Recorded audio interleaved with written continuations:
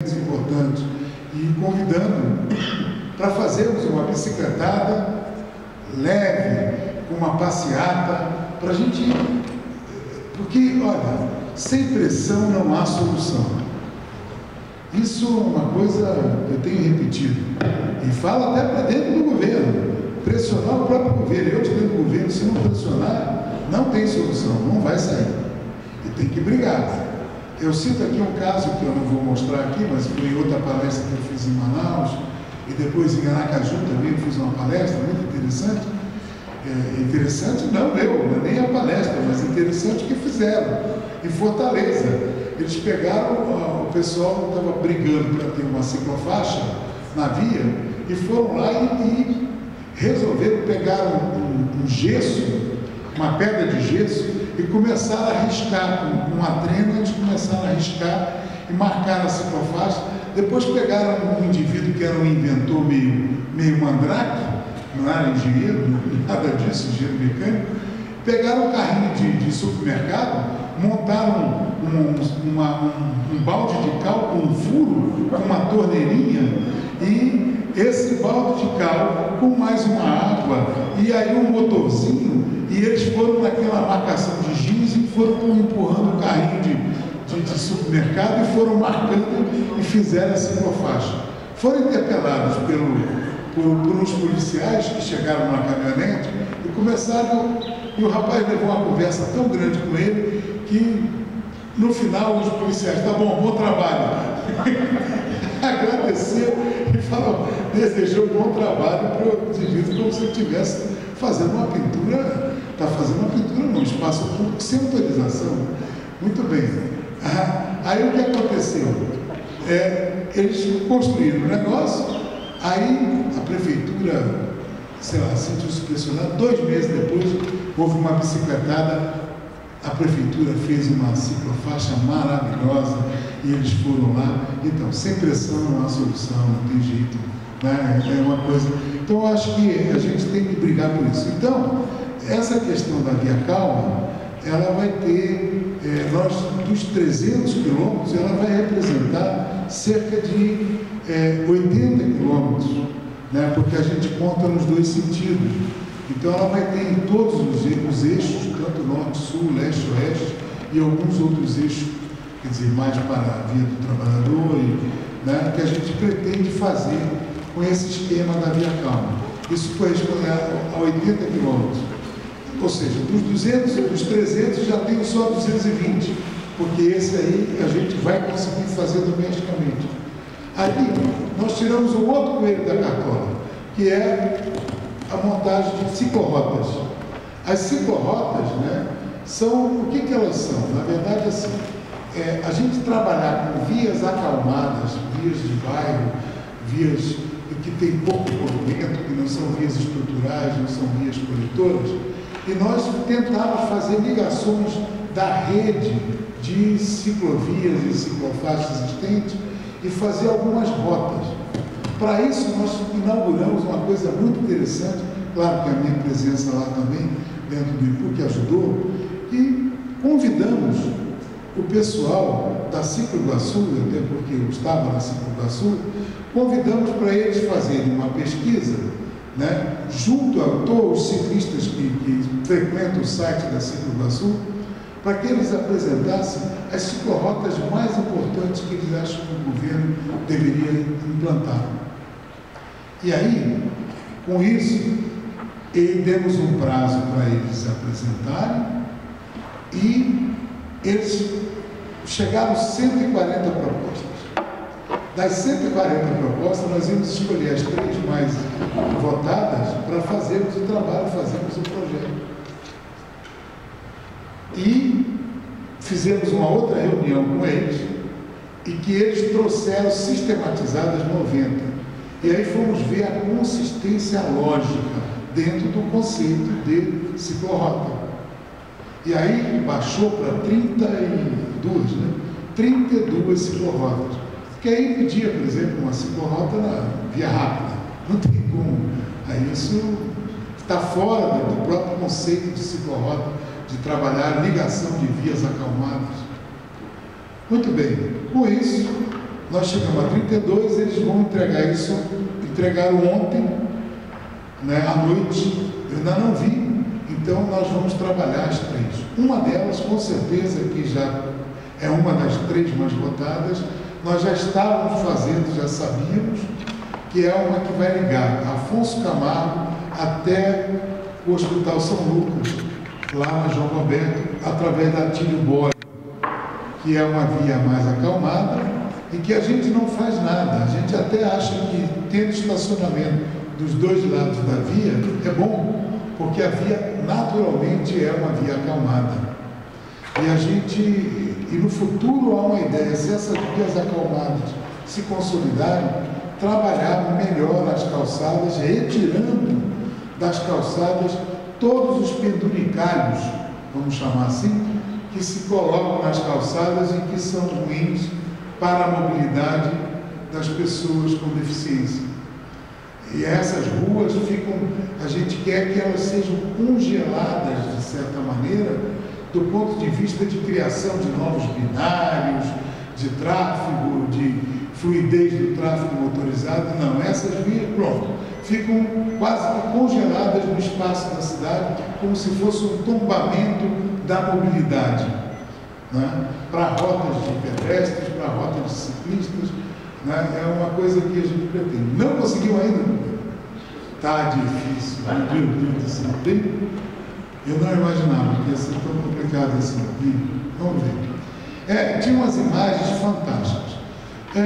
Mas eu não quero me demorar tanto, porque era interessante até depois ter um debate, uma discussão sobre aquilo que nós estamos fazendo. Mas, então, as ciclorotas vão ser 90. Então, daquela conta que eu fiz, dos 80, né, ou seja, dos 300, menos 80 das vias calmas, 220, aí tem os 90, já passa para 130. Então, são 130 quilômetros que nós temos que fazer projeto de ciclovia e ciclofaixa. Mas, afora isso, a gente tem outras possibilidades, né? De outras que não são basicamente de mobilidade, mas são, ou seja, bicicletários de integração junto aos terminais mais afastados do centro. E esses bicicletários, para que as pessoas que têm bicicleta vão até esse estacionamento e do estacionamento até o terminal, e no terminal parem no bicicletário e já de forma embarcada, uma tarifa correlata com o transporte coletivo, largue sua bicicleta e embarque, ou seja, ela paga só a tarifa do transporte coletivo, é a tarifa da bicicleta, né? Ou seja, eu integro essas pessoas ao esquema do sistema de transporte. E aí, quando chegar no centro, há uma possibilidade, a gente está estudando ainda, de fazer as tais bicicletas públicas. As bicicletas públicas que chamamos de bike sharing, né? Que são as bicicletas que você paga um aluguel ou, às vezes, em algumas cidades, elas são gratuitas, que você retira e circula pela cidade. Mas, para isso, a gente estava discutindo o centro acalmado, né? O que é o centro acalmado? O centro acalmado é uma outra proposta, e muito cara para a gente tem que brigar muito por ela, e que nós montaríamos um quadrilátero dentro do centro da cidade, e nesse quadrilátero nós teríamos uma zona 30, ou seja, zona 30 km por hora. E aí, um dos objetivos é não ter ciclovia, não ter ciclofaixa e não ter calçada. Acabar com o meio-fio. Tudo está nivelado. E todos podem circular. É como, por exemplo, se alguém já viajou e foi para Amsterdã, você está lá com o trem ou com um bondinho passando, com o tramway, e ele bim, porque o pedestre sai na frente. Mas ele está numa velocidade acalmada. Isso a gente quer para o centro de Curitiba e tem, claro, que tem reações das indústrias automobilísticas, tem reações dos próprios técnicos internos dentro do próprio público, mas esse é um sonho nosso, e eu trouxe aqui, mas infelizmente o sistema aqui operacional técnico não está dando certo, não sei o que vai acontecer. Está aqui, né? Vai colocar nesse aí? Então, tá bom, vamos ver. Era só para passar umas imagens para aqueles que felizmente ainda podem enxergar. Não, diga. Olha, vamos lembrar o seguinte: reduzindo a velocidade, reduz a poluição de gás, reduz o barulho, reduz o número de atropelamentos. Quer dizer, o grande vilão das cidades com o automóvel, vamos dizer assim, com aquela onda a grande velocidade, é que elas se transformaram num local extremamente perigoso para o pedestre, para o idoso, para a pessoa com deficiência, o ciclista. Então, essa tese de acalmar o centro, ela é maravilhosa, até porque não é, em hipótese alguma, lugar para o cara ganhar tempo correndo mais. Foi um erro muito grande em Curitiba falar em ruas rápidas. Certo. Agora, tá bom. Então vamos lá. Conseguiu finalmente, muito bom, né? Não são muitas imagens, são poucas imagens, mas a gente vai rapidinho, tá? Vamos lá. Então, primeiro, volta. O Cascais, o João Carlos Cascais, me apresentou essa proposta: inovação para a ciclomobilidade, aquilo que está ali. Mas aí eu pensei, meu Deus do céu, inovação para a ciclomobilidade. O que vocês estão vendo ali? Vocês estão vendo ali uma frase, e estão vendo automóvel. Vocês estão vendo alguma bicicleta? Não, ela está ali, tem duas ali. Tem uma que está atrás do A, com um tio, e tem outra que está ali atrás do D, do penúltimo D. Então, voltando, passa o próximo, por favor. Inovação, vai a próxima. Inovação, fazer a bicicleta visível para o tráfego motorizado, para os pedestres, para as pessoas com deficiência, para outros ciclistas. A bicicleta é transparente. Ela é, sabe, uma libélula, que às vezes a gente o borboleta a gente enxerga, mas a libélula não consegue enxergar. Então ela é a libélula da nossa mobilidade urbana, né? Próximo. Aí, então a inovação para essa mobilidade é fazer a bicicleta visível. Como? Próximo. Pode clicar. Estimulando o uso estimulando o uso de campainhas para os ciclistas. Os ciclistas têm que ter campainha na bicicleta. Isso eles só não aconteceu totalmente porque houve lobby das indústrias na época, da Monarch, da Caloi, que tentaram tirar isso do Código de Trânsito, porque teriam que colocar em 1,5 milhão naquela época, 2 milhões de bicicletas que produziam. Hoje estão produzindo 5 milhões. 5 milhões e meio de bicicletas são produzidas no Brasil anualmente pelas indústrias formais. Fora das indústrias formais, pelas bicicletarias, são 11 milhões, é o dobro. E a frota de bicicleta, a de automóveis, cerca de 52 milhões, quase 70 milhões, incluindo motos motorizados e tudo mais, ônibus e caminhões, e a de bicicleta é de 75 milhões, é a estimativa. Muito maior.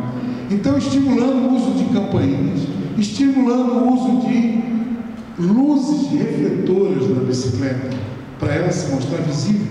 Próximo. Fazendo campanhas educativas ao público geral. Próximo. Realizando projetos viários mais acalmados.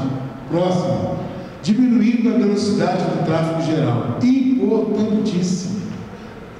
Tem que diminuir a velocidade para que todos circulem com segurança. Próximo. Então, aqui, e o ciclista tem que fazer movimentos. Eu sou ciclista, eu faço esses movimentos todos. Eu indico qual é a minha intenção na via pública, né? Vamos lá, próximo. Você vai ter que passar os slidezinhos, né? É pronto. Aqui mostrando as luzes, usar roupas claras, os ciclistas têm que fazer isso. Próximo. Bem, inovação com foco especial. A via calma. Vamos só ver as imagens. Vamos lá. Aqui é 7 de setembro. Próximo. Aqui, ó, aquilo que foi falado. O tracejado e ali a bicicaixa. Próximo, vamos lá. Olha ali a bicicaixa ali. O ciclista ali, essa é uma imagem do Shopping Curitiba. Ali, né? Então, ali a bicicleta se posiciona antes do cruzamento com a desembargador Mota, né? O ciclista está posicionado na frente dos automóveis, né? E todas elas têm aquela faixa amarela ali, ó, é uma lombada, não é a faixa elevada. Vai ter faixa elevada e vai ter lombada. Próximo, vamos lá. Vai mais adiante. Diminuindo a velocidade do tráfego. Isso aqui é uma foto de uma cidadezinha chamada Almelo, na Holanda. É genial, porque ela, olha, pode observar que na lateral da via não tem meio fio. Acabou a bengala do automóvel. Ele tem lá, no máximo, tem aquilo que eles chamam de bollard, em inglês, né? Que é uma baliza, né? Quer dizer, que é cerca de 1 metro do chão, né? Que você pode também, e eles têm piso tátil em volta disso aí, né? E piso alerta, para que tenha esse espaço para que o deficiente visual não possa tropeçar ou bater nesse obstáculo, né? Olha lá, tem uma senhora bem idosa, carregando uma bisneta dela, talvez, quer dizer, com um carrinho de bebê passando. Ela está lá no que seria a calçada, entendeu? E atravessando, e o automóvel vai entrar para a esquerda, mas tem que observar ela. Próximo, vamos lá. Aqui uma outra senhora andando numa via que tem o meio-fio com um rebaixo muito pequenininho. O meio-fio está a 5 centímetros do leito da via. Próximo. Aqui o sonho de todo mundo, né? Que é, assim, ter uma via que ela não continua e ela, né? E principalmente nas áreas residenciais, ou seja, que ela tem uma interrupção e que ali ela não tem essa continuidade linear que faz com que a velocidade seja estimulada. Próximo. Ah, piso tátil e piso alerta. O piso alerta, ele tem aquelas bolinhas, e o piso tátil, aliás, o piso alerta, ele tem umas guias. Então, o deficiente visual pode seguir, entendeu? Com a sua bengala, e seguir e leva até um determinado local. O outro não, ele só tem aquelas bolinhas que tipo plurigoma, né? É bem isso, porque a diferença é que um serve para conduzir o deficiente visual e o outro serve para alertar da presença de algum obstáculo, tá? É isso, tá? Aqui, ó, é uma outra cidade também na Holanda, Utrecht, em que você tem uma ciclovia lateral, unidirecional, e o contrafluxo é feito numa via compartilhada, automóvel e bicicleta. Então, vamos próximo, acho que tem mais um. Tem mais dois. Essa daqui mostra como uma rotatória é trabalhada. Eu não tenho aqui não, esqueci o meu, né? Tem aí? Que bom. Isso é ótimo. Funciona? Opa, já alguma coisa funcionou de primeira. Olha só. Então, aqui, ó, nós temos a travessia do ciclista e do pedestre. Na Holanda, o cadeirante pode utilizar, e aqui a gente quer fazer também do mesmo jeito, o cadeirante utilizar as ciclofaixa não, as ciclovias do mesmo modo que na Holanda. Então ele pode atravessar. Tem a faixa de pedestre, que é aqui, e tem a ciclovia. Então segue por aqui. E ele pode circular na rotatória no mesmo posicionamento ou seja, faz-se a rotatória do tráfego motorizado, mas faz-se outro tipo de rotatória em volta que dá todas as condições de saída para o ciclista por todos os quadrantes. Né? Próximo, e a última das imagens. É para mostrar o seguinte, olha que genial isso aqui, ó. Eu, quando fui lá, não existia isso. E eu descobri isso olhando pelo Google, no caso, pelo Street View, né, do Google, tá? E aqui, olha o que nós estamos falando. É exatamente isso que a gente vai fazer na 7 de setembro. E olha aqui, ó, biarticulado, um corredor de transporte coletivo. Essa imagem é fantástica, porque ela mostra que a coisa já existe, já funciona em outro lugar. Nós não estamos inventando nada. Então, me desculpe, se era para ser inovador, eu não fui inovador. Mas também não fui copista, não copiei, não. Por coincidência, né? Não é, Marcos? Existe. E eu fico feliz, porque isso aqui reforça, né? Reforça a possibilidade de a gente defender junto com o Denatran, de que há uma coisa já construída, de que existe, é factível e pode ser utilizado por todos. E quanto mais acalmada a via for, e todas essas coisas vão favorecer os modos não motorizados, porque o modo a pé de deslocamento é um modo a pé de deslocamento. Não é andar a pé, é um modo a pé de deslocamento. E temos que tratar como modo a pé de deslocamento, com calçadas ou passeios seguros, organizados, desimpedidos, com acessibilidade universal para todos. A cidade será melhor se ela tiver uma menor velocidade e se for boa para todos, sem exceção. Gente, muito obrigado. Desculpe os problemas técnicos acontecidos aqui, tá?